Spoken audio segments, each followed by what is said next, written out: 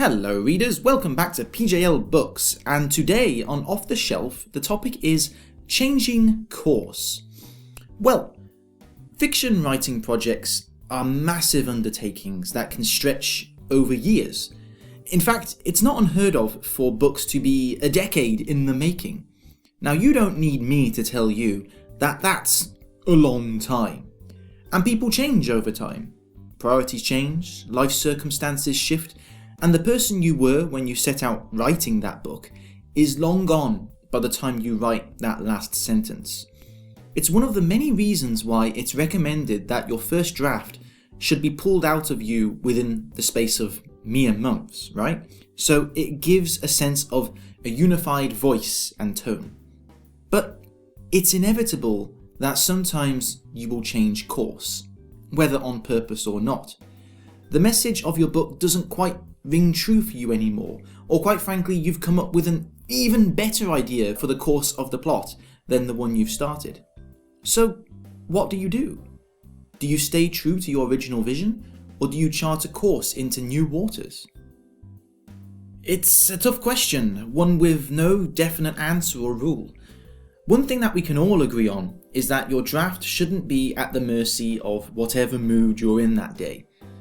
Some of the less polished novels out there have open seams for all to see, where you can see with your own eyes where the author put down their book for a couple of days and then picked up the pen again with an oh so subtle but distinct new voice. Moreover, in certain books you can almost see the author having an epiphany as a fantastic new idea dawns upon them as they shoehorn in a fantastic new plot twist or a brilliant new explanation that explains every plot hole up until now. But what about those genuinely good course changes? The ones that make sense and would ultimately benefit your novel? I think it depends on two factors: the base story and what type of changing idea you have. There are plot-based stories and ideas that dictate the direction of your story. And then there are the, I'm generalizing here, tone-based story and story ideas, in which you envelop the story in a certain feel and will guide the reader towards a certain conclusion on the book's meaning, whether that's intended or not. Basically, if you have a plot-based story and have a plot-based course changer, then you should be able to integrate that change without too much trouble, provided that you reverse engineer your plot appropriately so it doesn't appear that your new twist appeared out of the blue. For ones that are a mix of each, so for example, plot-based stories with a tonal change, or tone-based stories with a plot change, you will need to have a bit more of a headache on your hands, as you'll probably need to reverse engineer your novel from the very beginning. Tonal changes mid-novel are possible, but they can't appear out of nowhere, right? Foreshadowing is the key.